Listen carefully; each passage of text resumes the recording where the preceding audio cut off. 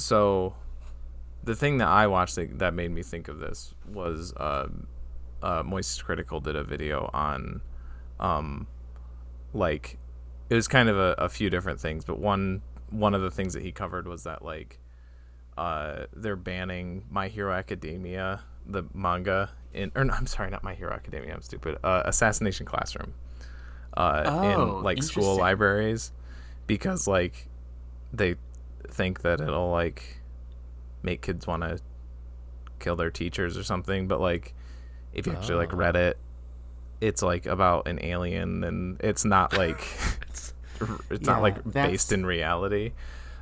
That's definitely the appropriate response to it's like the same reaction they had to like Joaquin Phoenix's Joker, where they seemed a little bit too eager to like hope that something happens because of a piece of media.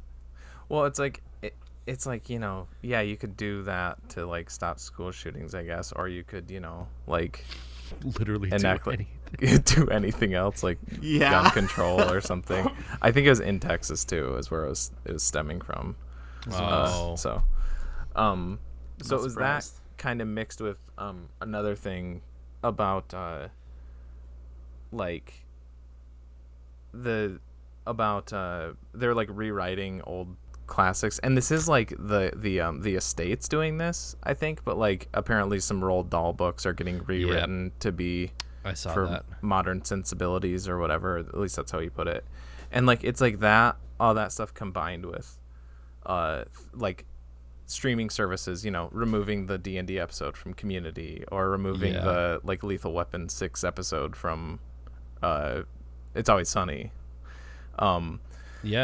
And I wish I could remove Tiptoes from my mind. That'd be one. Tiptoes holding strong.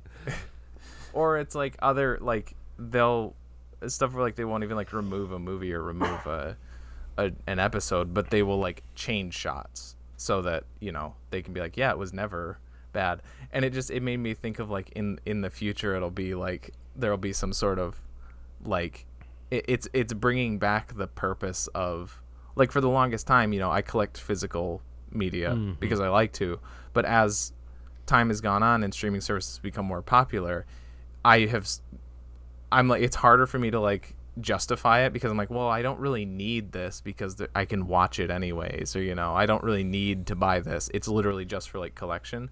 But now we'll be able to like run our own racket because we'll be like, if you want to actually see this like in its original form, you gotta have like an original like physical copy. I'm just imagining like Prohibition era style speakeasies where we can watch all of the blackface episodes of television. Yikes. What do you want? We got 30 Rock, we got Community, we got It's Always Sunny in Philadelphia, we got all the blackface episodes here. I feel like I wouldn't want to go to a place like that and hang out with the people who go. That's true. But it's like a French New Wave, like, you know, screening in an alley. Yeah. But yeah, I mean that's you know, the other day at Disc Traders, it was like buy 3 get 3 free, and I went there and just grabbed 6 movies. Some of them I already had like on DVD, but I got the Blu-ray copies because I'm like, you know, I'll pay $3.99 for this used, so I never have to pay $3.99 to rent it on YouTube or Amazon or wherever, like, ever again. So smart. Because you know, I mean, I'm a broken record about this. You. Yeah, because like all those other streaming services now are like kicking off TV shows and movies in lieu of like their own in-house movies and TV shows. Right. So it's like if you want to watch anything, 9 times out of 10 you have to rent it anyway. So it's like I'm just gonna go out and buy it and own it, so I don't have to do that anymore. Yeah. I for a second I thought you were gonna talk about the Red Letter Media thing with like the Nuki VHS tape. No, did you watch? I haven't watched that. No. Basically, there's like an artificial price gouging of like VHS tapes that people are like, it's like sealed mint condition, and people are spending like hundreds of dollars on like sealed VHS tapes. It's like a weird black market. And so in typical fashion, they destroyed hundreds of copies of Nuki, this like terrible movie, because they have hundreds of copies of it. and then I think they put one sealed version online for auction, and I think they donated all the money to charity. Okay. But a bunch of people on Twitter were mad because they're like, we need to be preserving these physical medias and they're destroying them. Is great. Damn. This will be currency in the future wars. Yeah, that's. I was thinking like you went speakeasy. I was thinking like Cyberpunk 2077 world. We're in like Night City and you got all these. Like, I got an arm implant, so I can like filter. If I'm like watching a Disney movie, I can see like the blackface in the original version or something like that. All the copies of The Dark Knight and Inception will be like the pennies, because I don't know about you guys, but every secondhand store I've ever been to, there's like hundreds of copies of like Inception and The Dark Knight. I don't know why. Really? No. That's crazy. Pennies have to be like Madden NFL games for like GameCube and PlayStation 2. That's your pennies. Your nickels can be like, it can be like The Dark Knight. Okay. Or no, what's that? There was a movie that they always had at secondhand corners in town, and it was like the most random movie, but they always had it. Oh, maybe that's your man. nickel. Dark Knight's Dimes. I don't know. Or the copies of Razorblade Suitcase by Bush. I think they had 15 copies of that at one point in time. Welcome back to another episode of There Will Be Duds, ladies and gents. This is episode 95. And I am your co-host, TJ, a.k.a. J-Spot Jack Cheese, and with me as always, I'm Nick, a.k.a. Dr. Funk on Twitch, and with me as always, as every single time, I am Tommy, a.k.a. Moose from the game. Yeah. I've been here the whole time, guys. Yep, standing in the corner silently. And as always, we watched a movie this week. That movie being Tiptoes from 2002, directed by Matthew Bright. It follows a few different people, but I guess your main characters are this couple, Steven and woman. Keep and their name. I did. Carol. Carol, that's right. They are a couple. She tells him that she's pregnant, and then she finds out that his entire family, except for him, are little people. He never told her, and it kind of Insane premise for a movie. it kind of becomes this wedge driven between them, and their perspectives completely do a 180 by the end of the movie with no real discernible arc. But the alternate title for this is Coda, Child of Dwarf Adults. I don't know if you... The movie that won Best Picture a few years ago was called Coda because it means Child of Deaf Adults. Yeah. So. Oh. Because just like Coda, I mean, I'll say Coda is a better movie than Tiptoes, but it feels very like preachy soap opera-y. Yeah. But like if it was written by a high schooler. So yeah, what'd you guys think of Tiptoes? It seems like a very personal project that is intended for an audience, but I don't know exactly who this is for, because on one hand, I think the message it was trying to convey is like A good one. ostensibly a good one, like acceptance of people with disabilities, people that have different conditions, right? I agree with all of that. Was it executed well at all or conveyed well? Perhaps not. It seems like the biggest controversy is the fact, because I was like, this cast was stacked with like little people, like legitimate, and I was like, this is pretty good representation, I would think. Like, there's a lot of them. There's, the dude from Twin Peaks that I was happy to see. Yeah. And then also one of them was a porn star, I learned. Sally. I think her porn star name is literally like Bridget the Midget. Like, that's her porn star name. So, yeah, I found that out. But I think the whole thing is sort of upended by the fact that they casted Gary Oldman as the lead little person, which is just, I don't know, it just seems like an inexplicable decision. Move. Yeah.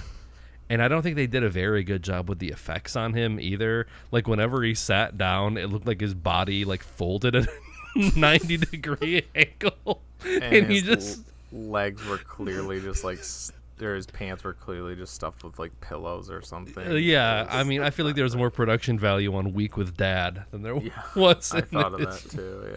Yeah. Also, I thought it was weird that like Gary Oldman's character was basically like, what if Jeff Foxworthy was a little person? Because that's kind of what he looked like the whole time. Yeah, with the mustache. Yeah, and like the kind of like the swoop. It's I think they made him like crippled to hide the fact that he was just walking on his knees the whole time. Yeah, too. Yeah, that's true. Because they never really talk about it at all. He hosted a show called "Are You Taller Than a Fifth Grader?"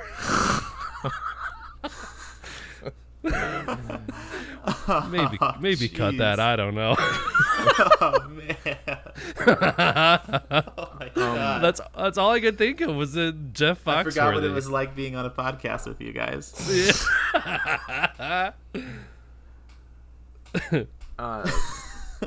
This guy's first movie, not as director, but as his first like movie credit, he was a writer and actor in Forbidden Zone. Yeah. Which, I mean, I don't know if it's about little people, but the lead in that is Herb Villechaize, who's a little person. I'm like, I wonder. Yeah, I wonder if he, maybe he's a coda. I don't know. Yeah. Oh, well, the only thing I know Trevor loves that movie. Yeah. And I think he's tried to show it to me a couple times. Mm-hmm. And I think it was, late night at my parents' place, and I think I fell asleep probably both times. Mm-hmm. It's very strange. It's directed by Danny Elfman. Yeah. The Forbidden Zone is. Richard Elfman. Okay, but yeah, I think it's like the two brothers are involved with it.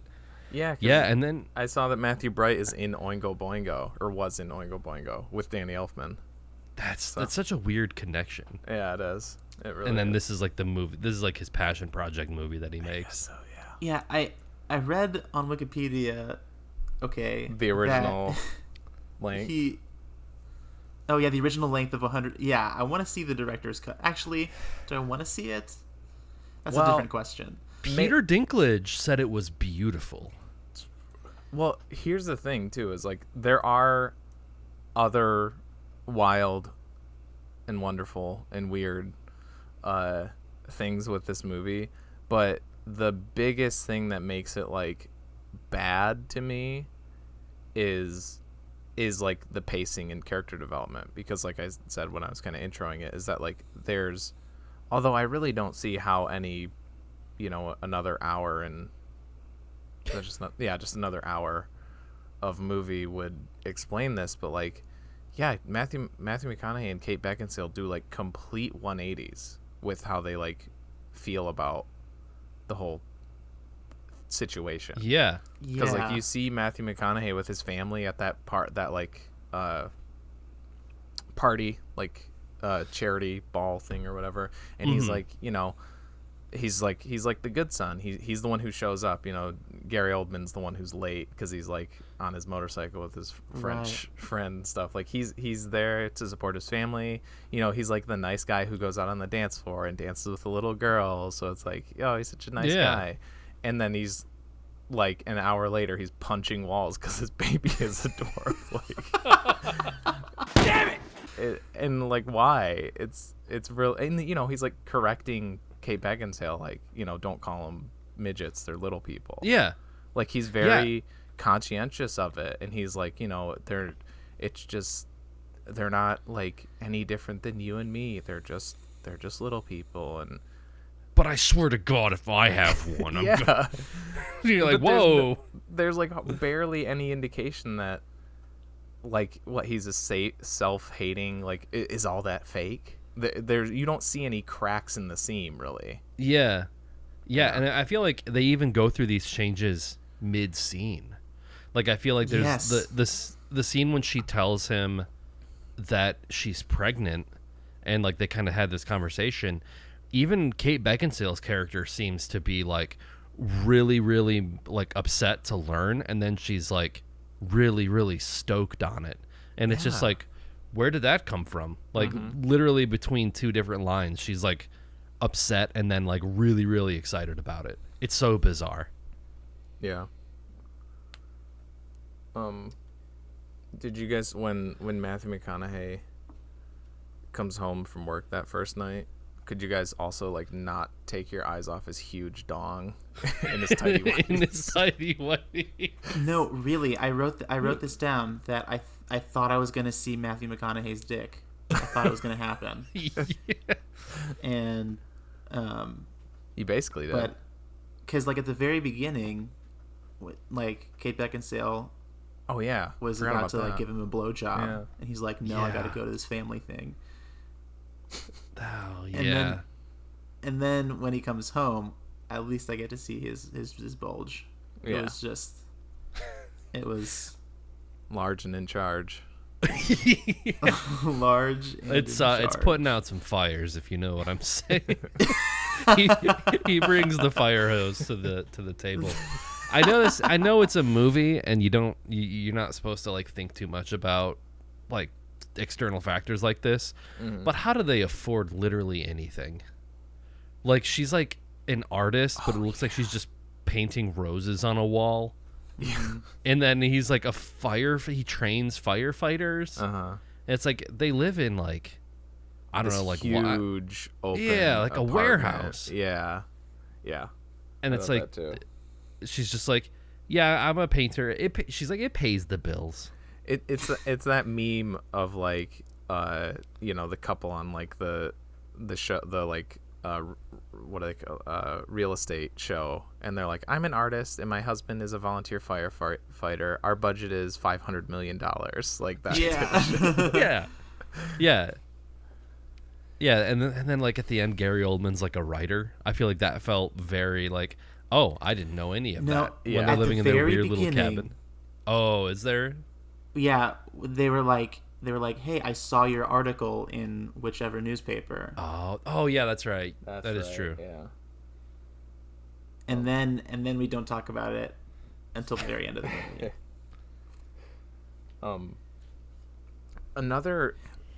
Another thing that maybe would have been expanded on in like a longer version is, so there's this very weird phone call where she calls Matthew McConaughey, and it's like Yes. super close up on her face, and she's like, "Hey, what are you doing?" Yeah. Like she's talking like she's Marilyn Monroe or something, and then Yeah. he's just like sitting on a log on a beach, like no explanation why, and then he ends the conversation and pitches his phone, and then this girl comes out, and he's like, "Hey, you want to go to a party?" And I was like, "Oh, he's cheating on her," but then like Yeah. they go to the party with him, and he sees Kate Beckinsale, and it's not like, oh shit, I gotta hide my my mistress from her. He just walks right up to her, and he's like, hey, this is my These are these my are my students. students from work.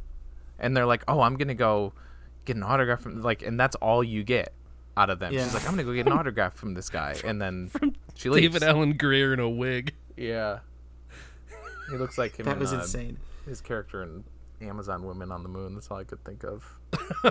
Blame it on the bossa nova. I wonder how much of that. I mean, the movie's weird, period. But Yeah, I the wonder movie's how weird. much of that weirdness is like kind of remnants of this director's cut that we've been so cruelly deprived of. Yeah. Because like I thought like the way that they framed her talking on the phone so weirdly and sensually, I thought it was gonna pull away to like Rolf, like like, oh hey, your Going down on her. boyfriend. Yeah, Yeah, I was expecting that, and then it just they don't really do anything with it. It was just they're like, oh, we just got this lens in, and we really want to get this like super duper close up. We got this lens. Yeah, we got this new prime lens or some shit, and they're like, let's get real close up on you. That's goofy. Yeah. By the way, is Jerry Robbins Jr. a real celebrity? I don't. No, think so. I don't think so. Okay. I couldn't tell. Yeah, it was funny how like every time they would like say his full name, like he was like, that's Jerry Robbins Jr. Yeah. That seems like, again, I don't feel like he did much. I guess, I mean, he was banging Sally, which also out of nowhere. Yeah, in like a glass room. Yeah. With, in like, the middle of the party. And they're like, oh no, how'd they find us? Someone turned a light on. That's how they found you. Yeah. Jesus. Man, Sally though, like the one guy at the towards the beginning of the movie. Oh, like her other boyfriend. Adrisi. You told me I was a hunk, Sally. That's right. He's like, I was getting Tommy was Wiseau particularly good vibes line. from him, the way that he was speaking, and like his sort of dramatic, like, how could you do this? Like he was kind of doing that shit. You said I was the sexiest stud you had. You opened your heart to me. Better keep your mouth shut, Adrian. You told me I was a hunk, Sally. Shut the fuck up! Like his side profile, I almost thought he was Liev Schreiber, but it wasn't. I was like, there's no way they got him in this. Yeah. Another example is like there had to have been. We had to miss like 5-10 minutes between the wedding and the birth scene, because there's the wedding. They're like walking out, and she like goes back. She runs back to Gary Oldman. She's like, "Thanks for," and he's like, "What did I do?" And she's like, "You did so much." And I was like, "No, what did he do?" Because we didn't see anything. and then she gets in the car with Matthew McConaughey, and he's like, "Oh, hello, Miss McConaughey, whatever my last name is." And they're like, "Yeah, I love you so much," blah blah blah. And then it fades away, and then it fades in, and they're in the doctor's office, and there's their doctor is of course a little person as well. Yeah. Sure. And he's like, Matthew McConaughey's like fuming, like just he's wet. He's sweating. He looks gaunt. He looks like he was like that crying scene from like Interstellar, where he's like watching her from behind the bookshelf. He's like, or no, he's like watching the video that she sent him, but he's just like completely drenched. Yeah. Yeah, he Kyles out. He punches a hole in the doctor's door. That was insane. Was that the door? Damn it! Or was it the wall? I thought it was the door or the wall. I couldn't tell. What, did he have a doggy door? Should we cut that Jesus, too? TJ. Woo! I don't know. I missed that. Whatever. Was there like a different size door for him? No, I just thought that'd be funny. He's such a self-hating, non-little person that he just kicks in like the doggy I thought door. that's what you guys were saying. No, it looked like there was like a door to the doctor's office that he punched, or it could have been the wall. Oh, I think it was the wall. I thought you were saying think- the door that like, because the doctor, it starts with the doctor like going in the room, and I was like, was that like a small door? I don't remember. Oh my god. No, I thought that's what you guys were saying. no.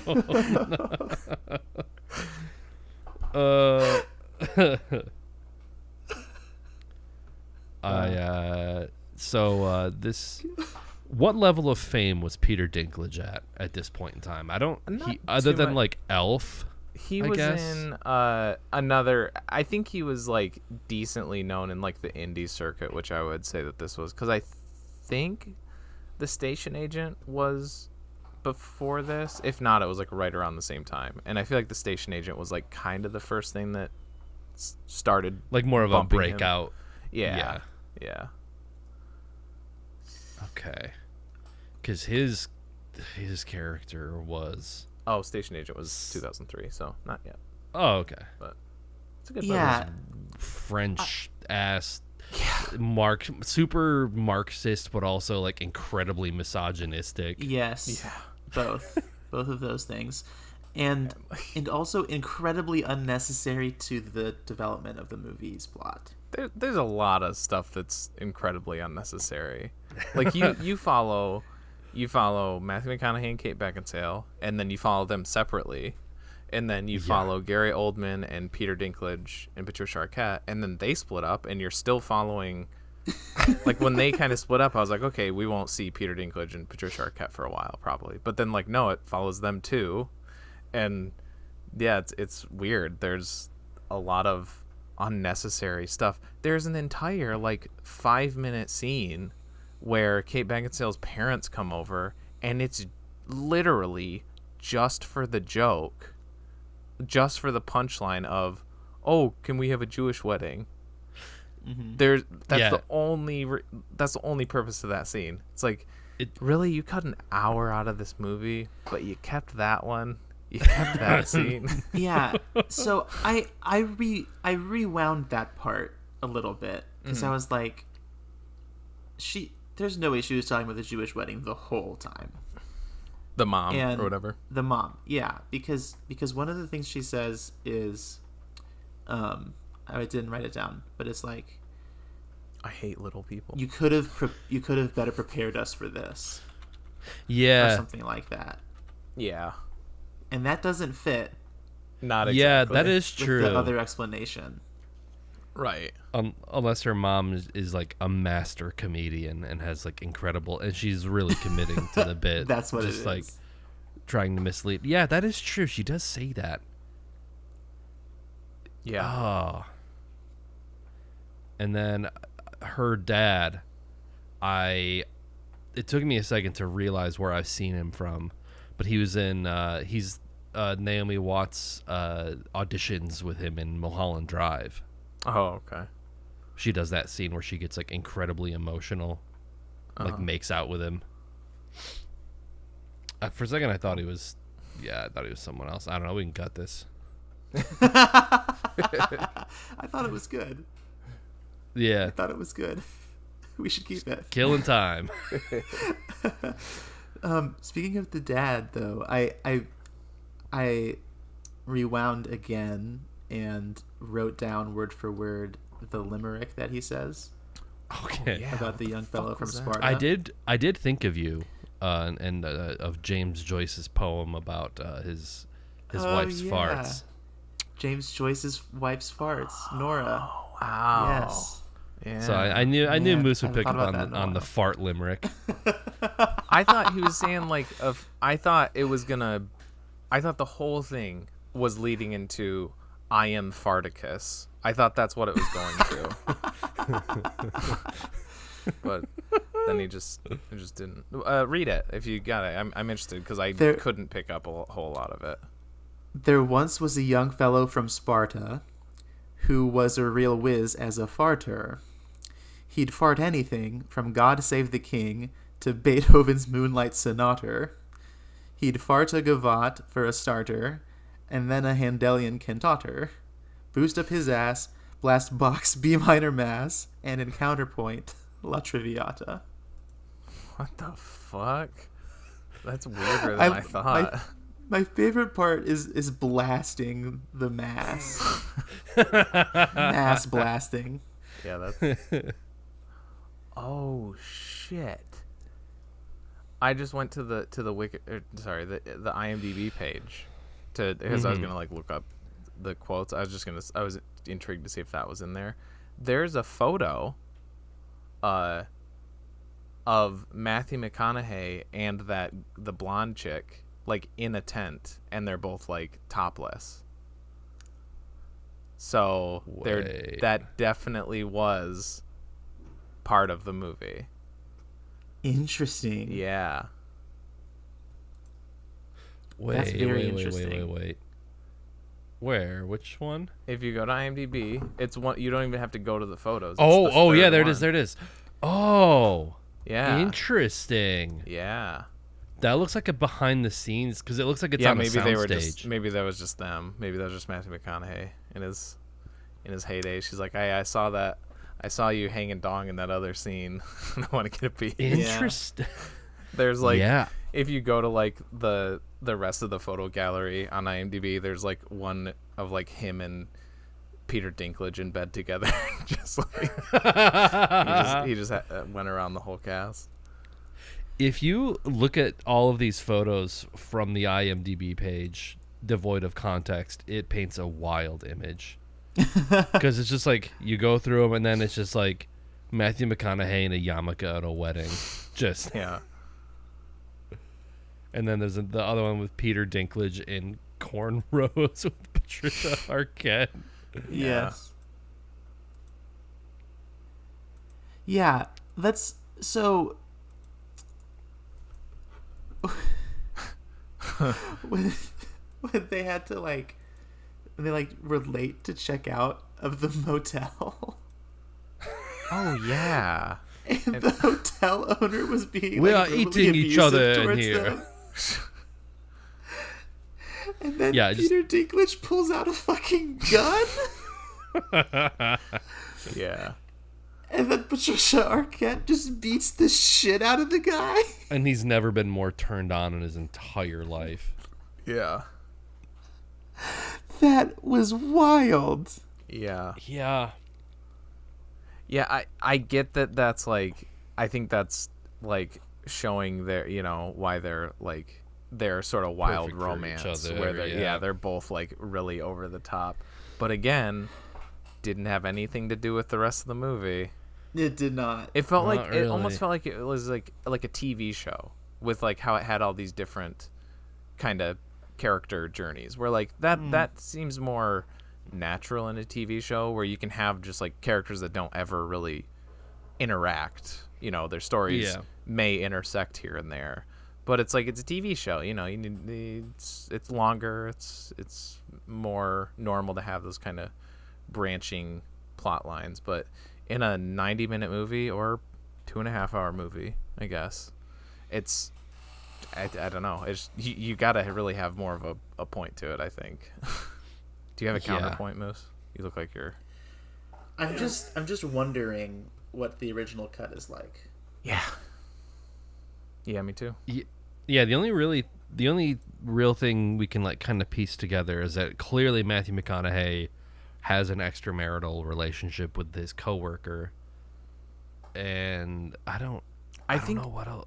I think what I need is I just need more showing the trajectory of like their, she starts at the bottom of acceptance, I guess, and he's at the top, and then as the movie goes along, they kind of cross.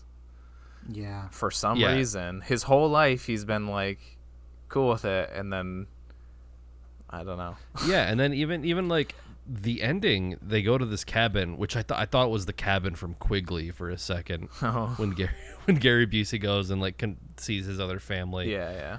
But even at the cabin, he seems like okay, and she's just like completely shuts him down. Yeah. He seems like he's like, I don't know, he's like, yeah, okay, I feel like I'm doing better. And he's like talking to his son. I'm like, yeah, that seems pretty normal. And then, he's like, I love you. And she's like, I know. Yeah. And it's like, oh. She's like, well, your brother held our baby once, so we're in love now. Your brother held my baby, and he introduced me to your aunt and uncle, so I'm in love with him. Yeah, because like the IMDb bills the movie as like a love triangle between like two brothers, but it's not even a love triangle until like the very, very, very end. Yeah. That was like it was a twist is what it was. They don't even like it's literally that last scene, and they're like holding hands and stuff, like because even when he takes the baby, kiss me if you want. Yeah. Now they had kissed at two prior times in the movie, like a kiss goodbye or something. Yeah, but it was on the lips both times. Yeah, and that was something that made me confused. But I don't think it's relevant to this discussion necessarily. Looking back at it, I could see that being like it trying to like hint at like, oh, maybe there's something more here. But the way that it was acted, the way that it was shot, did not convey that. I just when that happened, I thought, oh man, she likes giving kisses. Like, I didn't think anything deeper than that. I was like, that's a little weird, but okay, I guess some people are like that. You know, she's one of those artist types. Yeah. About kicking Matthew McConaughey out at the end, I think good call, probably. I mean, you know, he did punch a hole in the wall when their child was born. Damn it! When the child was born. like that's not safe behavior. No. Sure. I feel like this movie ended 3 times. There were 3 moments where it was like piano music kind of came to a head and then concluded and it faded to black, and then another scene started. And I was like, that it could have ended right there. But it just kept going. Considering where it did end, like, that wasn't any more significant really than any other of the last like few scenes. There's a trivia piece on the IMDb that just says Peter Dinklage and Matthew McConaughey were both born in 1969, but were in 5 months apart from each other. Dinklage was born on June 11th, and McConaughey was born on November 4th. And that's it.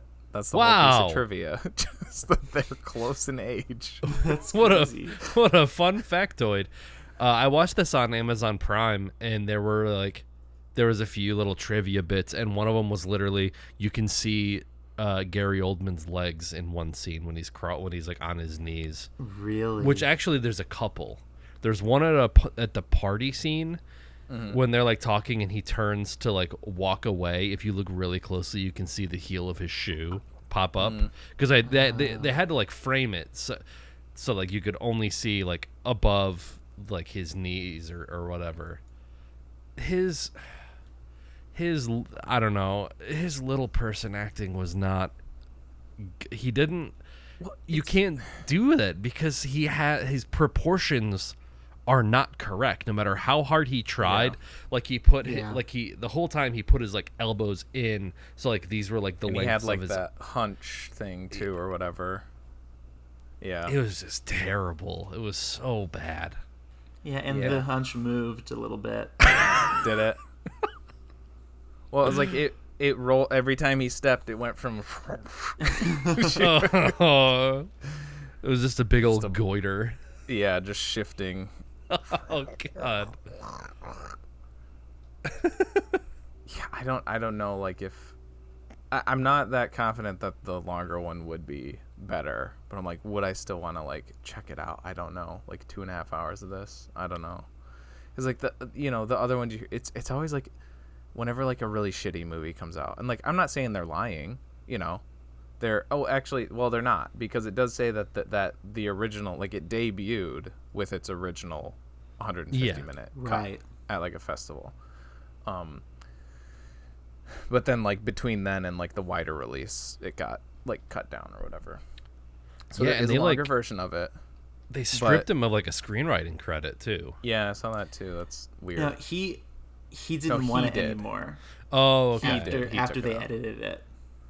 Yeah. He was like, call me Bill Weiner instead or whatever. Yeah, I noticed that.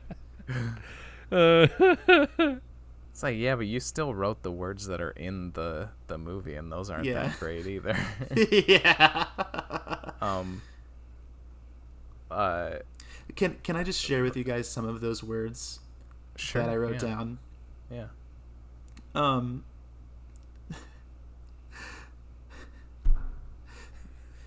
This is Carol speaking. Okay.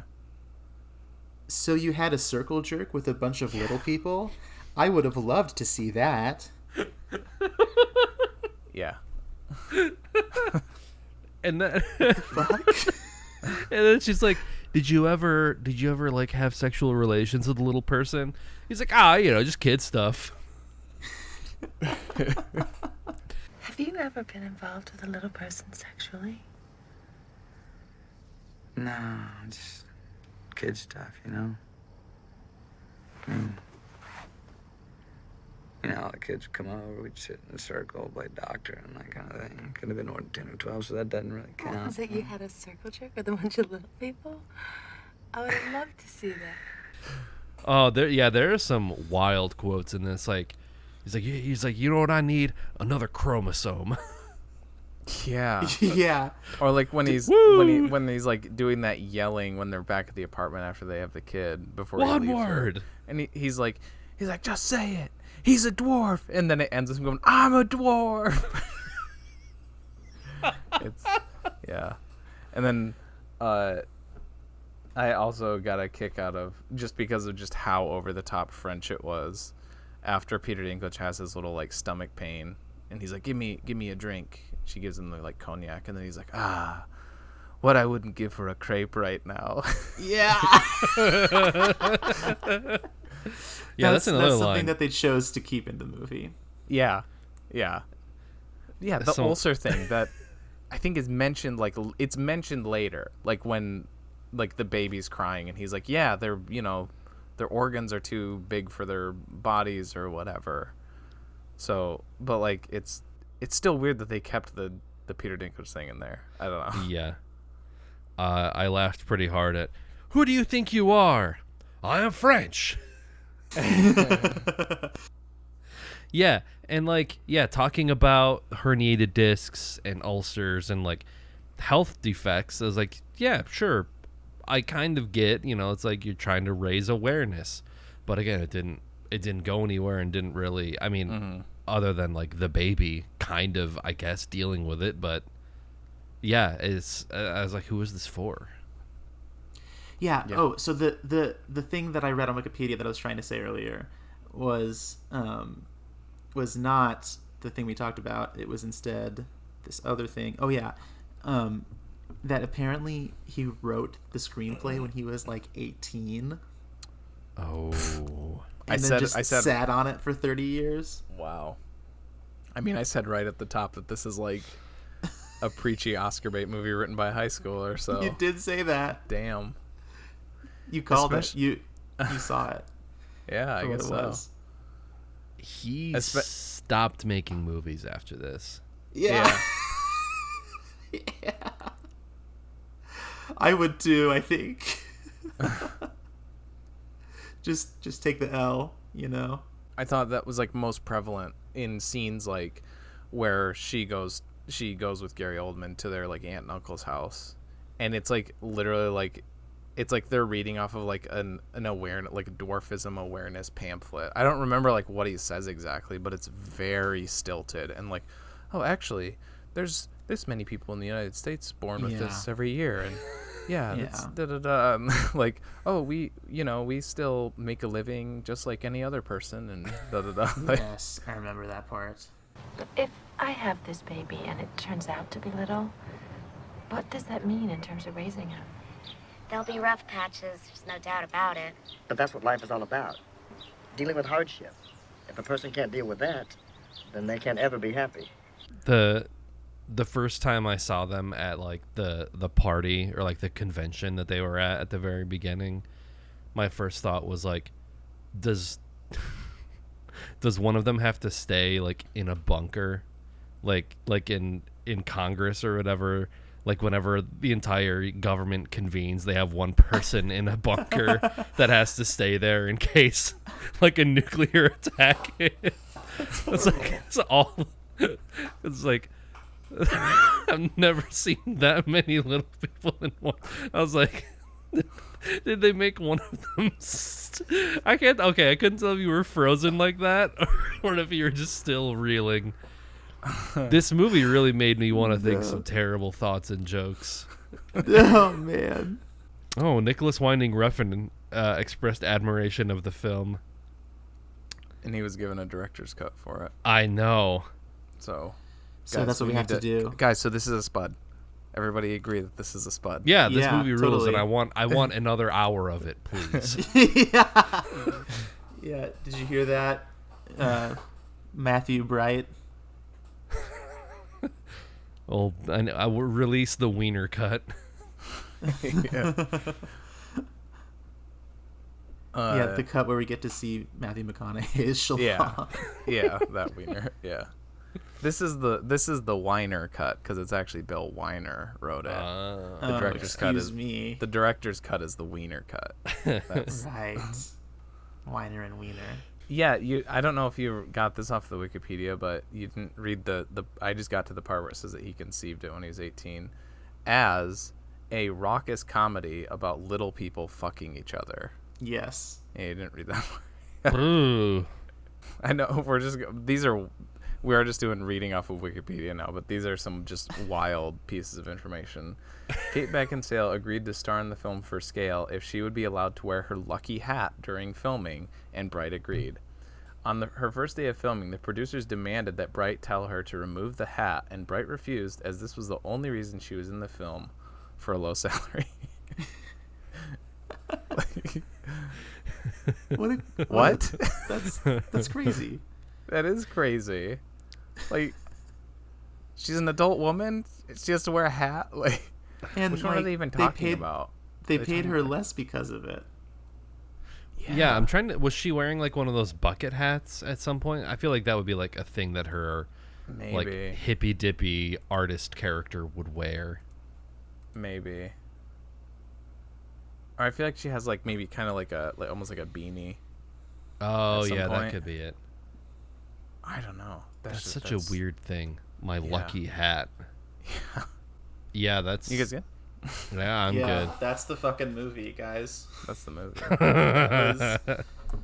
It was the only other thing that I would care to share is the asshole is the strongest muscle in the human body. Yes. What a great like first line, pretty much, from Patricia Arquette. Yeah. Pretty much, yeah.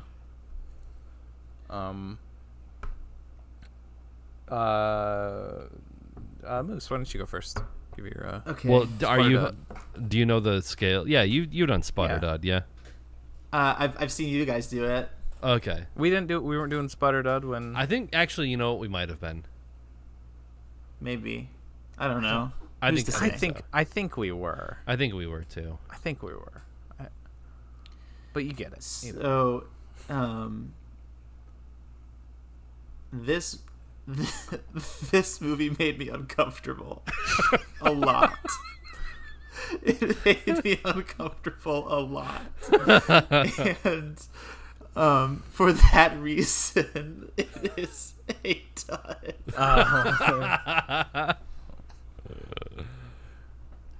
Is that Fair it? enough. Yeah, honestly, that's all I have to say. It was just so awful. So uncomfortable. Cringy. Yeah. I'll go next. Okay.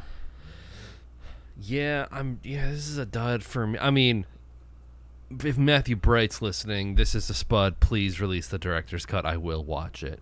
But, Matthew Bright, skip forward 10 minutes. Okay, he's gone. This movie is a real dud. It's a real dud. I didn't really, it wasn't even, laugh out loud bad. It was just kind of baffling and boring in some spots. Baffling and boring. Just, yeah, I tried to keep an open mind a little bit about what maybe possible message they were trying to say, but it was just done so incomprehensibly bad that I didn't really enjoy it. Gary Oldman is a great actor, but he was not in this.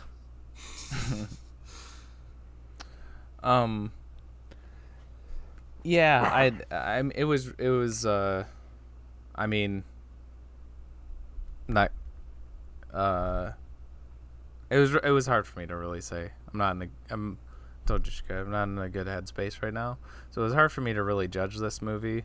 But I would probably agree with you guys. It was a dud, but I was still a lot more interested in it than I am interested in why it was bad than we've watched some other duds where I'm just I just hate the experience because I'm like, this is boring. It's not funny and whatever. And like this, there weren't too many like funny, ironically funny moments, but I was still just fascinated in just how much of a cobbled piece of bullshit that this thing is. Yeah. So it was very fascinating. But yeah, probably a dud. Yeah. So that's that. I don't know. Good teamwork, everyone. Good teamwork. Yeah, I guess I'll start because I really don't know if I have too much to say about it, but Creator Clash 2 was last night. We'll say it wasn't there weren't as many like memorable moments. What is Oh that? yeah, I guess you don't know. Sorry. It's put on by iDubbbz. He's a YouTuber. And it's just a fight night. It's boxing, YouTube, TikTok creators boxing each other. That's crazy. Like in a ring, and yeah, it's fun. There was like I don't like how they had they do the whole thing, you know, they have a pre-fight interview, everybody has their promo video, so it's done like if you were watching like a legitimate, it's produced in the same way, but it's like the interviewers, the commentators, like everyone except for like the refs and the officials judging are like YouTubers. And that's crazy. It's not all the best. Like Amaranth was one of the pre-fight interviewers, and like she's not great at kind of improvising. Like some of the interview stuff was like very awkward and stilted. She's good at one very specific thing. Yeah. But you know, the reason that I liked the first one so much, and there was still this in this, just not as much, but like it's the fights and also just like the post-fight like interviews and stuff, because there's a real like sense of camaraderie. Everyone's like, you know, basically everyone is like very supportive. Like whoever lost, they're like, you know, they're like amping them up, like, you know, you're like a champ for like coming out here and doing this, you know. Everybody's very like positive. Yeah. It's not like nobody's like shit talking each other, so it's just it's like a nice experience, and like, you know, people are being more genuine there when they've just like went 5 rounds. They're not gonna be doing their like YouTuber persona bullshit. They see it's, you know, you get more like real kind of interesting personas out of the people, it seems like, which is cool. They get a knockout and they like their first thought is to like make a YouTube thumbnail, so they're like yeah. The highlights for me was Leonhardt got the shit beat out of him. That was pretty cool because I don't like he's a Pokemon YouTuber who's just like the worst facets of the TCG community. And then Dad fought you'd know him as Trailuaus, Nick. Okay. Old YouTube, like he's an OG YouTuber. Okay.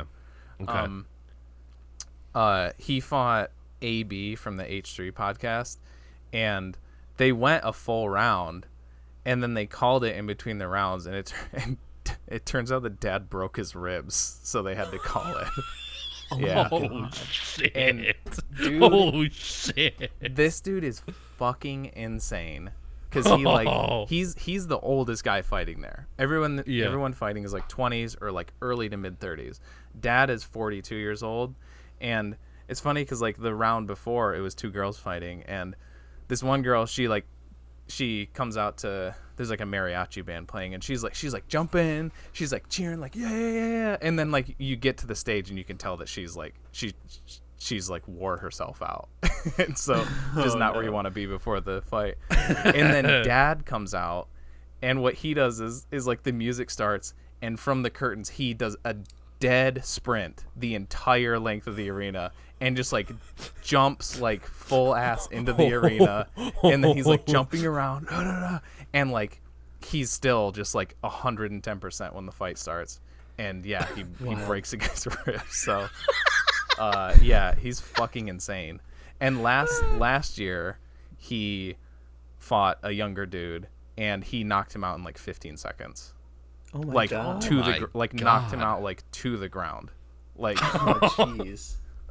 Yeah. So, yeah. Yeah, I kind of like that as like the opposite coin of Creator Clash, which is supposed to be this very wholesome, cathartic, you know, at the end we hug each other and like it was such a great experience, and he's just like Yeah, no, like, it's bust his ribs. I like both sides of the coin. Yeah, I like the camaraderie, but I also like seeing people get it's almost their like he's shit rocked. It's almost like he's like becoming the heel character, like in WWE. Like eventually, they'll be like, he's toxic, but he's good. So they're like, you know, you got people booing him, and other people are like, yeah, Yeah. But yeah, overall it was good. Not as good as the first one. But I'm still excited for the next one. It might be iDubbbz's last, because he's been the main event for both of them so far, and this was going to be his last one, but then the other guy he lost again. iDubbbz lost again. And the guy that beat him this time, he did like this long kind of thing, like thanking iDubbbz for putting it on and stuff, and it was a little bit of like peer pressure to it, but like he like got him to at least say, he said last night, yeah, I'll do another one, like, so maybe next year will be his last fight. So it was really sweet, but it was also kind of like, you know, like if you see like a guy propose to his girlfriend in the middle of like a public thing, or like on the big screen at the football game, it's like, there's a little like, she's got to say yes, right? Yeah. It felt a little bit like that, but it was still nice, you know, what the guy was saying and stuff. I take it Hassan didn't fight. Was he? No. No, he wasn't like on the ticket or anything. He wasn't? Okay. No. Because that's got to be the last one. It's got to be Hassan and Sam Hyde. Yeah. I think Sam trained another person. He did. It was Froggy Fresh or Krispy Kreme. He was gonna fight, but then he was training with Sam Hyde, and then there was like rumors that they were gonna like do something to sabotage it. So, Froggy Fresh got booted. Okay. Yeah, I did see tweets about that. Okay. Yeah. Okay. Which is a bummer, because I mean, other than iDubbbz, I think I know like people that I actually watch. Like there's a handful that I'm like, oh yeah, I've heard of their name before. Yeah. Like Myth, the Fortnite streamer, fought. Oh, okay. Like I didn't know what he looked like or anything, but I was like, yeah, I've heard of that guy before. But other than iDubbbz, I think I only knew 3 other fighters. So most of the time it's like I just pick who I want to win based on like if I think their face is dumb or something like that, you know. I'm just like, yeah, I like this person more because they seem cool. Yeah, I knew Aaron from Game Grumps was involved, and then Alana Pierce, I knew her. She was like from Funhouse. She's blonde Australian woman. I know. Yeah, okay. I know who she is from the fight. I remember her. Gotcha. Aaron won his. He fought Jarvis Johnson, who was one of the few that I am familiar with. Oh, okay. And yeah, and then Harley from Epic Mealtime. Yes, that's another one that I know. And Andrea Botez was in this. She's a chess streamer. Botez. Yeah, that's right. Yep. I knew like, her from. She like played Among Us with like the Among Us, like the Hafu 5-up Among Us lobbies. Botez played with them, so I knew who she was. Okay. Yeah, she was another one. I'd say most of them I had at least like heard of, and I was like, okay, yeah, that's what they do. That's right, kind of thing. Yeah. But never like watched their stuff or whatever. But yeah. It's a cool event. It'll probably be on I know iDubbbz posted the original one on his channel after like a few weeks after the event. Oh, like the whole thing or just highlights? The whole thing. Oh, damn. Yeah. Huh. So, you know, at least like you got to watch the dad fights. Both dad fights are like spectacles. Yeah. Nice. So yeah, Creator Club. Hell yeah. So I had a very Nic Cage filled week. I'm so but sorry. I saw. No, you take that back. I'm just. I saw Renfield, which is the new vampire movie. The second vampire movie with Nicolas Cage. Is that the second time he's played Dracula? Technically, oh no, I'm thinking of Deadfall. Because there was like that like sort of sequel to Deadfall that came out a few years ago. Oh yeah. Yeah, so I think the second time he's played Dracula. Yeah. So yeah, so it's about Dracula, but it's really about Renfield, who is his familiar, who is tasked with finding, food for him, shelter, basically taking care of him in exchange for basically like kind of like living forever. I don't know how it necessarily works. Like he's not a vampire, right? But clearly he was like alive in the 1800s and has been like, I think Dracula just uses his powers to keep him at the same age he was when he like became his servant. But I gave it 3 stars on Letterboxd. It was a tight 90. It was mostly fun. It had a lot of that lizard brain violence that I love so much, because the premise, it's Nicholas Hoult, who was did you see The Menu, Moose? No. Have you seen Warm Bodies? No. Have you seen Mad Max Fury Road? No. How about I've the heard of that one. Wait, say that again? Nicholas Hoult plays Beast in the newer X-Men movies. Oh. Yeah. Anyway, he plays Renfield, and basically the premise is that like if he eats bugs, he's like temporarily gained like superhuman strength and abilities. Okay. I don't know how much of it is like based on like Dracula books, if that's the part, because I think Renfield is a character in like Bram Stoker's Dracula. He is, but he's more just like he's just the henchman kind of guy. Yeah. Okay. He's just like almost like an Igor from Frankenstein, like, yes, master, I will do this. Yeah. For you, type of thing. Yeah, and this one it's sort of like he goes to see a therapy support group. This is all shit in the trailer, and it's like, it sounds like you're dealing with a gaslighting narcissist, and it's like about Dracula. But yeah, there's like some really good action. They used a lot of CGI blood, which I'm not super stoked on. Like, I'm way more into like practical shit, so it's just like CGI blood just looks stuff. Yeah, give me that real stuff. Ben Schwartz is in it, which I was surprised to see. You might know him from like Parks and Rec. He's one of the guys that like starts that business with Aziz Ansari's character, Jean-Ralphio. Yeah. Okay. Yeah. Awkwafina is in it, and she is not great. She usually isn't. Because her whole subplot of her character is really, really, it's just not interesting. And the way that it's done, it's done in that, well, as you know, this happened in our family, and this is why I'm doing this. Like, basically, it's two characters who know why it's two characters who know their motivations, but they keep saying them to each other so the audience knows their motivations. It's just like, it's kind of bad. So kind of every time she's in it, it kind of brings everything to a grinding halt. But like I said,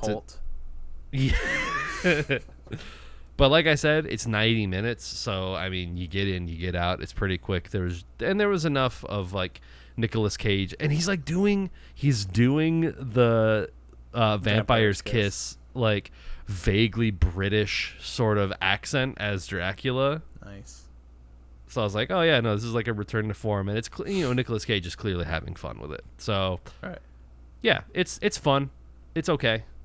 Go see it for like the Nicolas Cage and the Deadpool style dudes getting kicked in half action.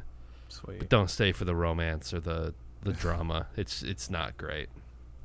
Every time Awkwafina's on screen, I'll just go to the bathroom. Yeah. Yeah. Every single time, just go to the lobby and buy yourself a bottle of Awkwafina. I did not follow where you were going with that. It's like popcorn, candy. Yes. Alcohol, like Yeah. Yep. Pretzel, a soft pretzel. Yes. All right. Yeah. Next week's movie Hell yeah. is a regular movie. We got a long month. Yeah. Regular movies, and then end of the month is our episode 100. So, Whoa. that's a thing, you know, that's happening. Whoop! It came out. Where'd it go? Where'd it go? Okay. Is this? I think this is the first one by these guys that we've done. From 1990, directed by the Coen brothers. Miller's Crossing. It's one of those I haven't seen yet. So. Yeah. Cool. One of their earlier ones. I picked that one up during the Criterion sale, and I haven't watched it yet. So. What? That's exciting. Yeah. We haven't done a Coen. We almost had No Country. That's right. Yeah, we did. We almost did. Yeah. Cool. Cool. Cool. So, if you want to watch Miller's Crossing, it's for rent on Vudu and Amazon Prime. And there you can buy it on Apple TV. But that'd be more money. No Renskis.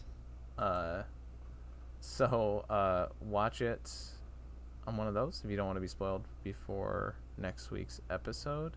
These episodes come out every Wednesday at 7 p.m. EST in video form on YouTube, in audio form on Apple Podcasts, Spotify, and more. And then over on the Twitch at the same time, we're doing movies and games. So just don't watch the episode and just come watch bad movies. Yeah. I should probably do both, I guess. We gotta figure something out.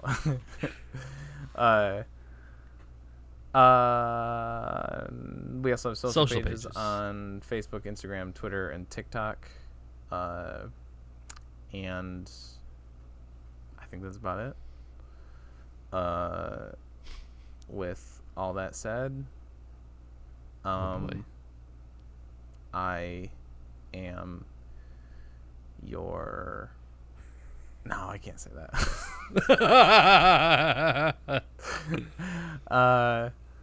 I guess I'll just say I'm your Israeli security guard hunk, TJ, aka J Spot Jack Cheese, and with me as always. Nice. That's a very safe one. As always, I am the asshole, the strongest part of the human Fuck, that's body. what I was gonna do. Damn, sorry.